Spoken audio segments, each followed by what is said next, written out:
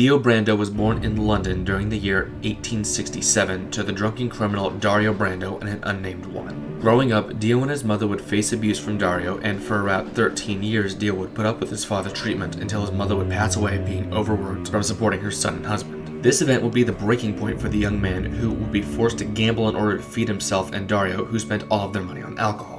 However, what Dario didn't know was that Dio had met a man named Wang Chen and was also using the money gained to buy poison from him. And after a few months of poisoning, his father Dario would finally pass, but not before writing a letter to a nobleman named George Joestar, asking him to take Dio in, and George, believing he owed Dario his life, would agree without a second thought. Dio would then move into the Joestar mansion, and shortly after meeting Jonathan Joestar, George's son, for the first time, and within 10 seconds of meeting the young man, would kick his dog, Danny, in the face. Dio would then sweet-talk George and Jonathan into thinking it was just a reflex, but would admit to JoJo that he had simply hated dogs and warned him to keep Danny away. Already having decided to take JoJo's life for himself, Dio would slowly ruin his life, showing him up in every way possible, gaining George's favor and spreading rumors making the other boys their age stay away. However, Dio noticed that despite all of this, JoJo was still happy and would spy on him, finding out that Jonathan had met a girl named Irina Pendleton. And determined to take away even her, Dio would force Irina to kiss him, and filled with shame, Irina would be unable to face Jonathan, would find out and become enraged, immediately running home to face Dio, and being blinded by rage, would power through Dio's strikes and would beat him down. Dio would then escalate, pulling a knife out, but George would break the two apart. In retaliation, later that night, Dio would lock Danny in the manor's incinerator and the dog would be burned to death. And while there was no proof, Jonathan knew that deep down that Dio was responsible. After this, Dio would realize he needed to be more subtle and would pretend to make amends with Jonathan, and over the next 7 years, Dio and JoJo would act as though they had grown to view each other as brothers, but in reality, Dio was still planning to take the family fortune for his own, and was poisoning George with the same poison he had used to kill his father. However, Jonathan would eventually find out and would leave to find proof. Meanwhile, Dio, after hearing where Jonathan had gone and presuming that he would die there, would go out drinking and would then take a stone mask that he had planned to use to kill Jonathan with and would test it on a pair of men, accidentally turning one of them into a vampire. Nearly being killed and only being saved by the sun coming up, Dio would realize the mask's true power, and when being confronted by Jonathan, who had already cured his father, and called the police, Dio would change his plans, deciding to kill JoJo and use the mask on himself. However, George would get in the way, saving Jonathan, and Dio would be gunned down by the police. However, having already turned himself into a vampire, Dio would get up seconds later and slaughtering the police in the manor and battling Jonathan, nearly killing his adopted brother. But in the end, JoJo would set the manor on fire and would impale Dio on a statue, leaving him to burn with the house. However, Dio would survive and would create an army of undead and would take over a small town. Weeks later, Jonathan would learn of his survival and, joined by his mentor Will Zeppeli and Fred Speedwagon, would go to track down and finish off Dio. Dio, however, would first send out his minions, killing Zeppeli and personally killing another ally before finally facing Jonathan. But due to Jonathan just having discovered the power of Hamon, which allowed him to create sun power, and underestimating his brother, Dio would again be defeated and Dio's body would start to disintegrate. However, thinking fast, he would decapitate himself, saving his life for the moment. Dio would then be found by Wang Chen, who would take his head and would sneak onto the boat where Jonathan was having his honeymoon, and would start slowly turning the other passengers into zombies. Dio would then confront Jonathan one last time, revealing that he had come to genuinely respect him, deeming him worthy of being his new body, and as a result would try to kill him painlessly. JoJo would resist, but would still end up being fatally wounded. And despite his injuries, Jonathan would defeat the zombies and Wang Chen, saving Irina and an infant girl before keeping Dio from attacking them while they escaped. With his dying breath, Jonathan would then admit to still caring for Dio despite all he had done, and while Dio would try to convince Jonathan to let him go, offering him immortality with his wife, it was already too late, and to Dio's shock, Jonathan bled out from his injuries. Dio would then take his brother's body and would hide himself in the same coffin Irina hid in, where he would stay alone for nearly 100 years. Born to George and Elizabeth Joestar, Joseph would grow up being raised by his grandmother Irina and family friend Robert Speedwagon after his father was murdered by a minion of his grandfather Jonathan's enemy and his adoptive brother Dio. As a young man, he would discover that he had inherited the power of Haman, first using it when Speedwagon was being kidnapped, and would use the power to save the man who had helped raise him. At the age of 18, Joseph would be visiting New York with his grandmother when he would hear that Speedwagon had apparently been killed, and soon after he would be attacked by the man who had apparently killed Speedwagon. Straitso, a former ally of his family's who had transformed himself into a vampire in order to regain his youth. After a brief battle where Joseph would repeatedly outsmart Straitso, he'd land a hit with Hamon, wounding the monk. Despite not regretting his actions, Straitso would leave Joseph with a warning about the beings known as the Pillar Men before destroying himself with his sword Hamon. Now traveling to Mexico alone, Joseph would find one of the Pillar Men in an underground Nazi base, where he would similarly find a captured Speedwagon. While there, the Pillar Man would escape and slaughter the researchers, with one Rudolf von Stroheim aiding Joseph in battle, revealing that there were 3 more Pillar Men in Rome before sacrificing himself to try and destroy the current Pillar Man, but unfortunately failing. Now left to destroy the man on his own, Joseph would fight and destroy the Pillar Man, turning him to stone by getting him in a well just as the sun was directly overhead. Now being brought to Rome by Speedwagon, Joseph would be introduced to one Caesar Zappelli, who Joseph would at first be at odds with, but would be forced to work together as they were faced the now emerged Pillar Men. And while they would prove to be more than the two could handle, Joseph would convince the Pillar Man Wamu that he would be a worthy opponent if he was given only a month to train.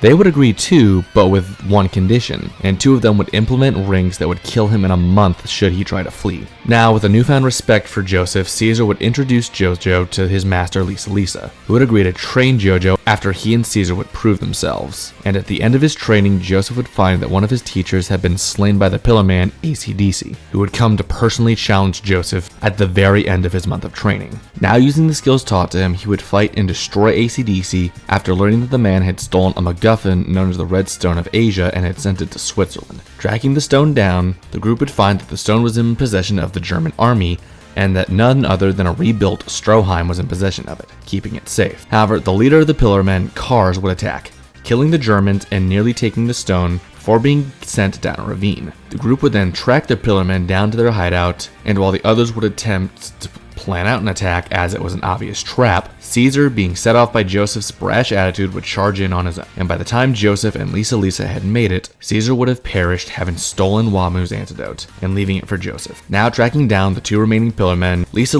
would challenge Kars while Joseph fought Wamu to avenge his fallen friend, fighting the Pillar Man before fatally injuring him. However, being moved by Wamu's honor, Joseph would give him some of his blood to ease his pain as he passed away. Now, with only Kars left, the leader of the Pillar Men would prove to be too much until Stroheim, Speedwagon, and Joseph's other allies, such as Smokey Brown, would come to his aid. However, in doing so, they would allow Kars to get the very power he sought, using the Red Stone of Asia to become an immortal ultimate life form. Now deciding to deal with the last Pillar Man on his own, Joseph would have one last battle with Kars, resulting in the young man losing his arm, but ultimately he would be victorious. Not by destroying Kars, but by causing a powerful volcano to erupt that sent the Pillar Man into space, where he would be left floating, unable to harm anyone for the rest of time. Now critically injured, Joseph would be nursed back to health by a servant of Lisa's named Susie Q, who he would go on to marry before showing up at his own funeral. Now being able to live free from the threat of the Pillar Men, Joseph would learn that Lisa was his mother, and the 2 would spend time reconnecting. However, this wouldn't be Joseph's last bizarre adventure. Hello and welcome everyone to what should have been the 3rd episode in my Versus series for this season. Yeah, if you missed it, Revi vs. Rizzo was cancelled due to a lack of usable information on Rizzo's part. My bad, guys. I thought there would be enough views for her. But moving on, this time we have a blood feud 2 generations in the making, with the vampiric enemy of the Joestars, Brando, going up against the grandson of his mortal enemy, Joseph, to see who would win between the original and worst enemy of the Joestar bloodline and the second JoJo and last Hamon user. Now, half of this matchup will be coming from a character showcase, meaning all of my Dio footage and information will be coming from that video, hence the difference in video quality. However, as none of the information on Dio to my knowledge has changed, I will still be using it. Also, this time around, I'll be doing something a little different, and I will be tackling this fight as something of a what if, meaning I will be using Dio canonically after gaining Jonathan's body, but before he gained his stand, rather than pretending neither is aware of one another, as I think this fight will be far more interesting and balanced if both go in with knowledge of who the other is and what they're capable of. Right, with all that out of the way, let's start by comparing these 2 physically.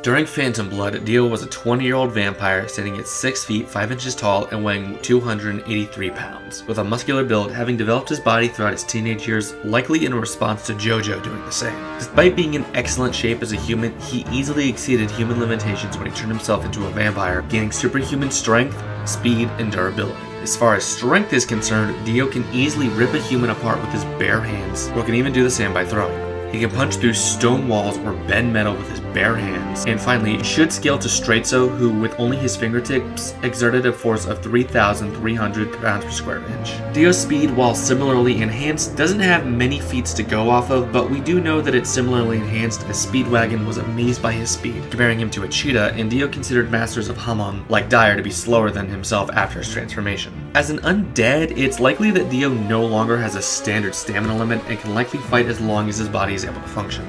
Okay, here's the thing. I'm not actually sure if Dio does have a limit to his durability. While true, now he's deathly weak to sunlight as well as Hamon, nothing else seems to really phase him. He's been riddled with bullets, as well as being shot in the head, can heal faster than fire can burn him, was almost cut in half from the head down and just put himself back together, like he wasn't even bothered, and even lived as nothing but a head after Jonathan destroyed his body with Hamon.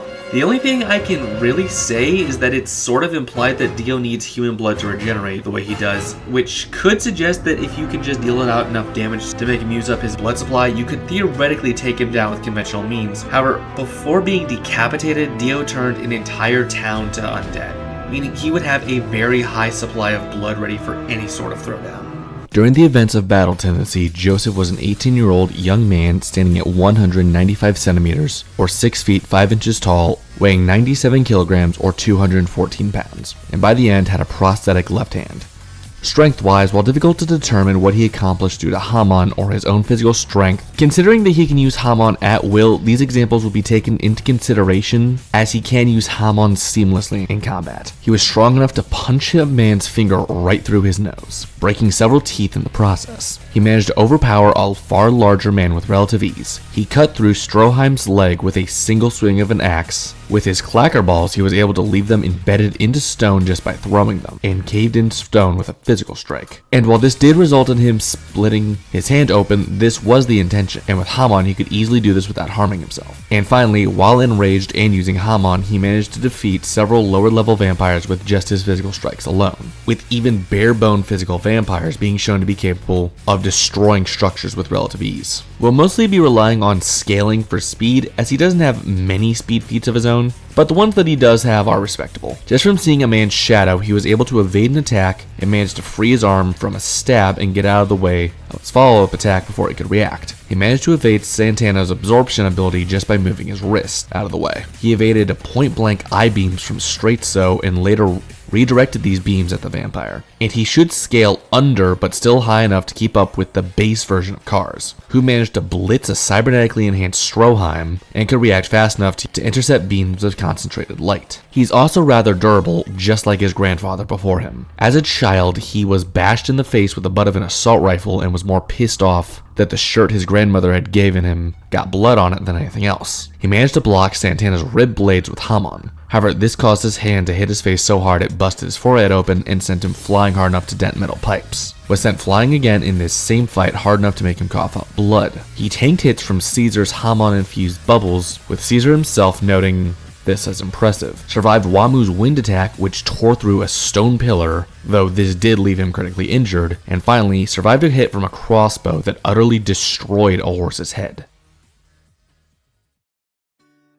Well, this is actually a pretty clear-cut category.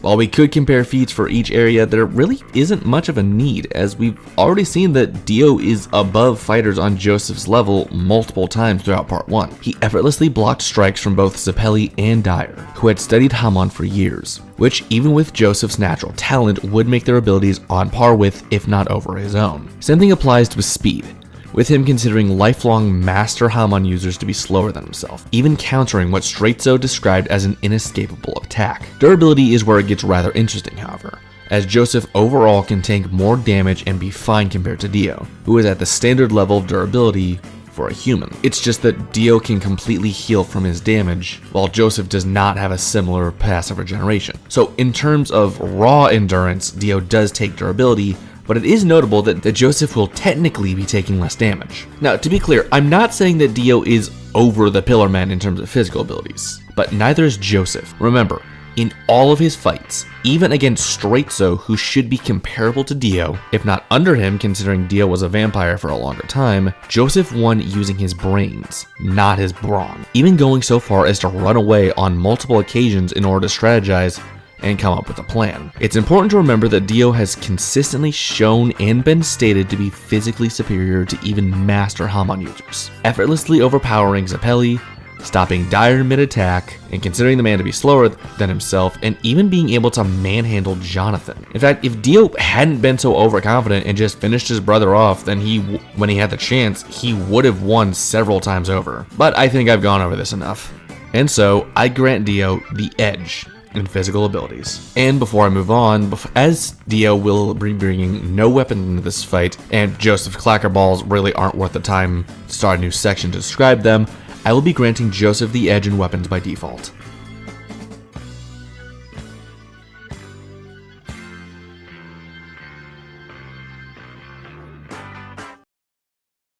While Dio was strong for his age, on top of simply being a vampire, physical abilities were far from all he had at his disposal. By wearing and activating the stone mask with George's blood, Dio was transformed into a vampire. However, JoJo's Bizarre Adventures aren't your standard bloodsuckers. Dio did gain the ability to drink blood, however, which would restore him physically, healing his wounds and keeping his body young. Not just limited to conventional drinking, he could also absorb blood through his fingers, which had sharpened claws in place of fingernails, making this even easier. He had more control over his body than a normal human, being capable of moving his veins outside of his body as tethers, using them to reattach severed limbs or as weapons. He was somehow able to shoot some sort of liquid from his eyes, which functioned similarly to a high-pressure water jet that could slice right through anything from people to stone with ease. He could even manipulate his body's temperature, dropping it so far that he would freeze the body of anyone that was in contact with it, freezing their blood in their veins, or given enough time, turning their entire body to ice, freezing it solid. He also had the power to hypnotize people, as shown when he used Poco to lure Jonathan into a trap. However, exactly how this is done isn't exactly known. And finally, he could transform anyone into a vampire by injecting them with his essence, making them his servant that would follow any of his orders on command. Thanks to his mother Lisa and grandfather Jonathan accessing the power of Hamon, Joseph was naturally gifted with the ability, using its more basic abilities as a boy with no prior training. Hamon energy allows the user to emit energy from their bodies, which is identical to the energy given off by the sun's rays. Skilled Hamon users can channel this energy into practically anything, with Joseph's rival Caesar channeling the energy through bubbles and even noodles, and Joseph channeling it through cloth and icicles, which basically allows the users of Hamon to turn anything into a weapon. And while it will not be coming up in this fight, it should be noted that Hamon can be channeled through spiritual entities like stands, as shown with Joseph's Hermit Purple stand in Stardust Crusaders. At standard, Hamon grants the users superhuman physicality, allowing them to attack with far more strength than an average human, as shown when he was able to push his finger through AC/DC sand or elongate their limbs. However, Joseph has not showcased this ability, but he should be capable of it. One of Joseph's most common use of Hamon was to create a barrier that protected him from incoming attacks. This is his most common use of the ability, and he has used it on multiple occasions. Both with his full body, as shown with the time he blocked a knife with just his finger, stood on spikes without taking serious damage, blocking blows from Wamu, or using a shot glass to redirect eye beams from Straizo. Another power of Hamon is the ability to mend one's wounds. By channeling the energy through himself or others, Joseph could close up serious and even fatal injuries with little to no effort.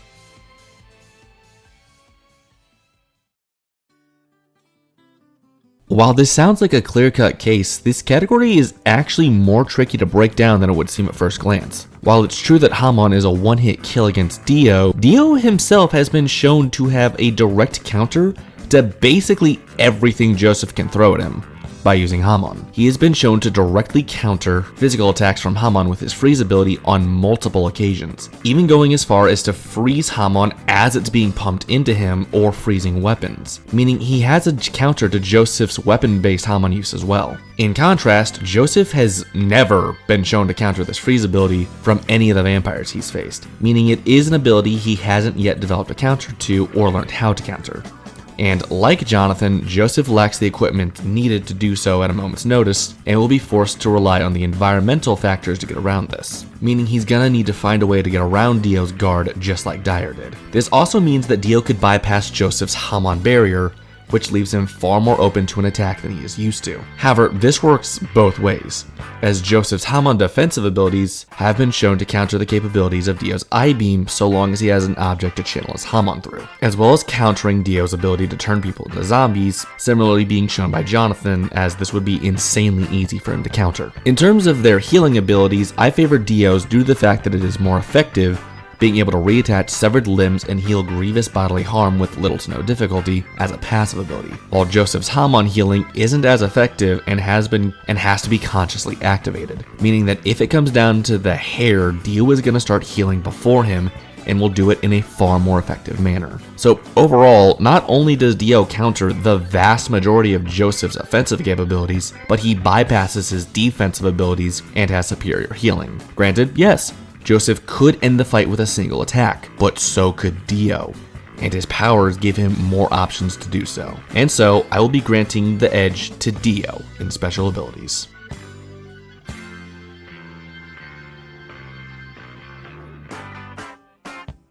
Forced to grow up in the slummier parts of London, Dio was no stranger to violence, as a young man quickly developing his skills beyond other boys his age. Using boxing as a base, Dio developed a nimble and strong fighting style. However, as his skills were learned in street fights, there was no shortage of dirty tactics, with him having learned to utterly destroy an opponent rather than worry about fair fights. As a vampire, however, Dio would largely ignore his previous skills in favor of simply overpowering opponents. And while this makes sense for normal humans as they would be helpless against his abilities, he even tried fighting like this against characters like Jonathan and Zeppeli, which ultimately resulted in the loss of his body. This just goes to show that as a vampire, Dio grew to be incredibly arrogant. The once calm, calculating brawler replaced by a monster with a superiority complex. At standard, Dio was a reactionary fighter, letting his prey make the first move before countering, usually with his freeze ability. However, if provoked, Dio grew much more aggressive, wanting to tear through his opponents. Or if he was feeling particularly vindictive, he would drain their body, leaving them a lifeless husk that would eventually come back as his pawn. Growing up as a bit of a hot-headed troublemaker, Joseph was no stranger to violence and had something of a temper, something that would often result in him getting into street fights with people who were disrespectful or managed to slight him in another way. This would result in him being an experienced but untrained combatant, likely learning to fight through trial and error, but having little to no actual fighting style as a base. However, during the events of battle tendency, he would undergo a month of grueling training. And while this was primarily focused on Hamon training, it's likely he developed his hand-to-hand combative skills somewhat. Joseph Joestar, in my opinion, is the smartest JoJo protagonist, at least from the first timeline, and in a combative sense, being far superior to the likes of Jotaro and Jonathan in terms of combative strategy and tactics mid-fight. Unlike Jonathan, who was honor-bound, and Jotaro, who preferred to fight harder instead of smarter, Joseph was an underhanded schemer who would exploit any openings and often came up with new abilities and plans on the fly to get an edge over opponents who would otherwise overwhelm him easily. Joseph also had an uncanny ability to read people, even predicting exactly what they would say in the middle of a fight, setting a trap for AC/DC that destroyed his physical body, predicting Caesar's plan of attack in their first encounter, exploiting Wamu's honor to save Speedwagon and Caesar, and finally redirecting Cars' own attack, causing a volcano to erupt and ultimately cause Cars to be defeated. Both Dio and Joseph are daunting opponents, though for very different reasons. While Dio is an unrelenting and aggressive rushdown fighter, Joseph is an underhanded tactician who prefers to outsmart his opponents rather than overpower them, though he isn't above this style if it's available to him. In terms of hand-to-hand combat, you'd expect Dio to have the edge due to his roughly 20 years of amateur boxing experience honing his skills compared to Joseph's more basic street fighting. However, considering that the Dio I'm using is both actively went about a more animalistic and untrained fighting style of combat after getting his powers and was left in a coffin alone for a minimum of 51 years, while Joseph will be fresh from combat, which more or less evens this area out, but I'd still lean closer to Joseph. In terms of tactics, it's a no-brainer. Dio, while showing the capacity to easily read and counter abilities he's never seen before, has never displayed complex planning and strategic moves like Joseph has, and has in fact blundered several times due to his overconfidence, outright forgetting details he learned about Jonathan as a 12-year-old several times, admitting to himself that he forgot who he was dealing with. So someone who is far smarter and who he doesn't know will be more than enough to outsmart Dio. However, keep in mind that this fight is also one of the unique matchups where I'm allowing one character to go in with prior knowledge of another. However, not just because Joseph in canon would know Dio's tactics from what he had been told from Arena and Speedwagon, but because Dio's actually not going into this fight with his standard approach with Joseph. As seen in part 3, once Dio matured and realized that the Joestar bloodline is a formidable group of opponents, and that he needs to be cautious when fighting them. In fact, we actually see in part 3 where Dio fought Joseph and Jotaro far more cautiously than he did Kakyoin and Polnareff, even going out of his way to avoid directly attacking Joseph, specifically because he knew how dangerous he would be, even with the world's trump card.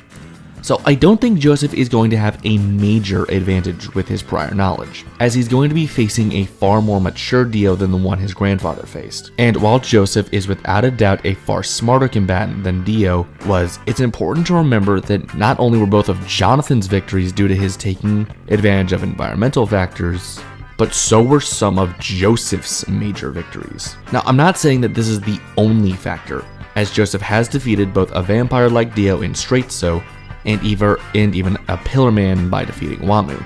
But the point is that Joseph is going to have a far easier time taking Dio down in somewhere like a burning building than he would in an open field. However, on neutral ground, Joseph has proven to be more resourceful, cunning, and overall more skilled than Dio. Not to mention, Joseph has far more experience fighting enemies of Dio's nature, while Dio primarily only fought Jonathan, easily disposing the other Hamon users he faced. And so, I grant the edge to Joseph in combat skills and tactics.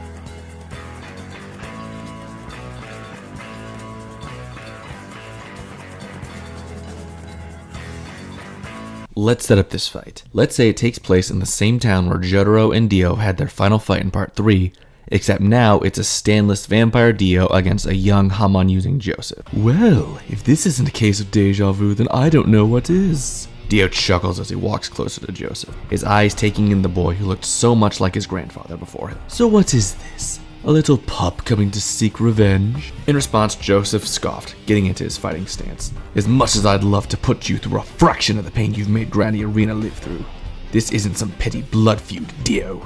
You're too dangerous to be left alive. The vampire chuckles at Joseph's response. Arena?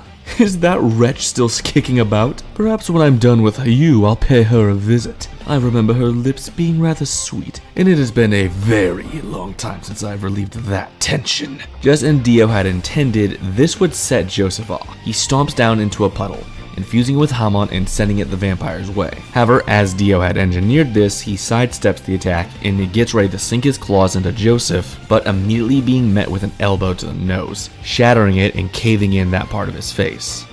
Joseph not even adding Hamon to the blow, just wanting to make Dio hurt for his words. The vampire seethes on the ground as he heals, Joseph staring down, his face red with rage. Get on your feet, you bastard! I know I said this wasn't revenge, but if you're going to threaten my family, then I'll be sure to teach you a lesson before sending you to hell. Dio snarled as his face fully repaired, getting back to his feet.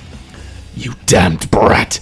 You dare strike me? Dio immediately fires his eye beams at Joseph, who's forced to dodge, attempting to throw a pair of his clacker balls into Dio, but having them destroyed with a single turn of his neck, redirecting the beams. Deciding that he'll have to do things the old-fashioned way, Joseph takes a deep breath, suspecting that Dio will look for a way to cut off his breathing next. And that is almost immediately proven right as the vampire adopts a boxing-like stance, before throwing a jab right at Joseph's throat that the younger man just barely manages to dodge. Dio continues his assault, keeping Joseph on the back foot until he spots an opening and takes a swing, only for Dio to shift to the side and using his claws to slash down at JoJo's arm, digging into the limb for a brief moment. I must say, this takes me back. I haven't boxed since I was a mere child.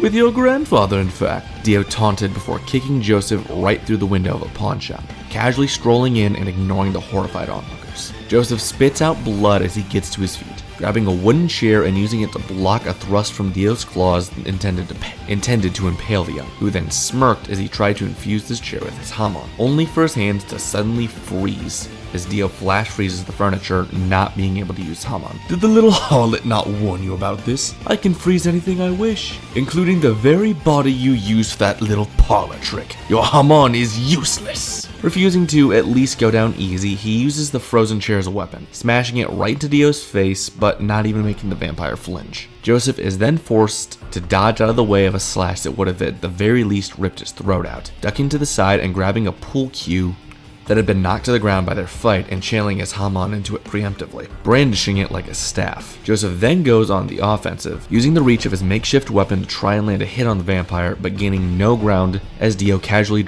dodges each strike. That is, until his back hits the wall, finding that Joseph wasn't just desperately striking out, but hurting him into a corner where Joseph could leave no room for Dio to move. Thrusting the pool cue forward, intending to drive it through Dio's skull, but at the last second, Dio catches it, and once again frees the weapon with his body before the hamon can reach him. Did you forget what I just said? You're rather slow, aren't you? However, Joseph smirks as the hamon he had stored in the tip of the pool cue explodes, as Dio is forced to raise his arm, blocking any damage from his face but resulting in a hamon-infused shards of wood embedding themselves into his flesh, sending searing pain throughout his arm, and knowing what will happen if he doesn't act fast, Dio shoves his claw into his shoulder, popping it out of place before ripping it from his body, unceremoniously dropping the limb as it turned to ash at his feet. Such a disrespectful little vermin. How would your dear Arena react to you defiling your family after so long apart? Adopted or not, you're no family of mine, you monster. Or has all that time being locked away rotted your brain? In response to this, Dio lets out a hearty laugh, throwing his head back and unnerving Joseph, who actually takes a step back in response. You haven't figured it out. Fine. Allow me to show you, my dear grandson. And with that, Dio rips off his shirt, turning and revealing his back to Joseph, showing off the Joestar birthmark and the line on his neck where he had removed its original head. The body you've so desperately been seeking to destroy was never mine. It was dear Jonathan's. And when I'm done with you, I think I'll use your arm as a replacement. Jojo feels his stomach drop at the revelation, gritting his teeth and clenching his fist. Well, if that's the case, I see no other recourse than to get the hell out of here, Joseph says, immediately turning around and bolting out of the pawn shop, leaving Dio stunned as he watches for a moment. Out of everything he could have expected from one of Jonathan's descendants, he had never thought they would do something so cowardly. You're an embarrassment, Dio snarled, giving chase. If anything, this will be a mercy. If the Joestar bloodline has been reduced to this, then you deserve to be wiped out. Dio quickly catches up, his anger superseding logic as he dives for Joseph, who ducks at the last second, allowing Dio to fly through the window of a liquor store, breaking bottles of alcohol all over himself. Getting to his feet, he realizes he's lost track of Joseph just as a bottle breaks against his face. Reeling in pain, Dio walks right into a shelf, knocking over more bottles, and seeing an opening, Joseph takes the chance, swinging his left arm to strike at Dio, but before he can, his arm suddenly freezes at the wrist, as his hand is turned to solid ice as Dio laughs triumphantly, holding the wrist in a death grip and preparing to strike Joseph down. And with this! But before he can finish the sentence, Joseph interrupts him. Next you'll say, the accursed Joestar bloodline ends with you. Right. Dio's words catch in his throat, as he was in fact about to say that exact line. Joseph, using Dio's moment of shock, pulls back, revealing that the hand Dio had caught to be a prosthetic and pointing his way. Take a look at yourself, Dio. Covered in a very flammable liquid and surrounded by more fuel for the fire. As Dio looks around, he quickly realizes the situation he's in. And look at what I found at that pawn shop. Jojo then rolls forward, dragging a flare across the ground as he does and lighting it, igniting the alcohol around him. And while he could have just trapped Dio inside and let the flames take him, Joseph decides to end this personally, thrusting the flare into the vampire's chest and setting him alight. Dio screams in pain as he's set on fire, anything he tries to say getting caught in his throat or drowned out by his own cries, before finally Joseph silences him with a hamon-infused punch right through his skull. And the instant he sees Dio's body start to turn to dust, Joseph dives out of the building, watching as it burns, burying Dio's ashes in the rubble. And with that, I declare Joseph Joestar, the last of the Stardust Crusaders, the enemy of the Pillar Men, the winner. I doubt many saw any other outcome to this fight, but to be honest, I don't think it's as clear-cut as people make it out to be. True, Joseph has defeated beings above Dio. However, that doesn't mean that he's gonna win by default, as the vast majority of his victories were due to wit rather than brawn. However, Dio isn't particularly known as a smart fighter. He isn't stupid, but he's not on Joseph's level. Physicality simply came down to Dio being blatantly shown to be above Master Hamon users just like Joseph. Special abilities was more complicated due to the fact that they could both take each other out quite easily. However, Dio had more effective healing abilities and could counter most of Joseph's powers. But JoJo managed to pull out all the stops and turn that around in the last category, where he really shined. And Dio, let's be honest, Dio is one of those combatants who really relies on his strength and powers to win fights, especially after gaining his abilities. Dio is good at manipulating and breaking people down on an emotional level. However, reading someone in the middle of a fight and predicting their next move really isn't his forte. Quite frankly, this is a very close match, and realistically, Dio could easily win as he has the tools necessary and is strong enough to rip Joseph apart. Not to mention his powers countering the majority of Joseph's own.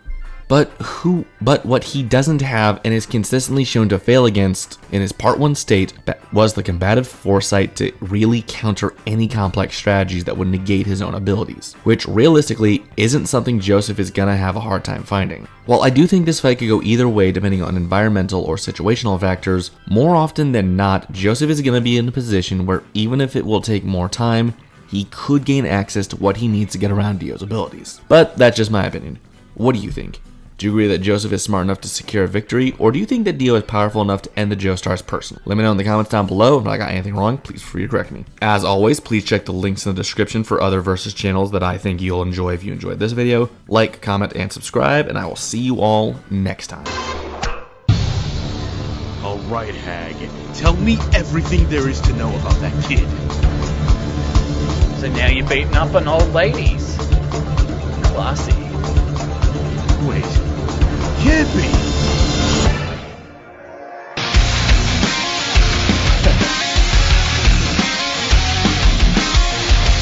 No!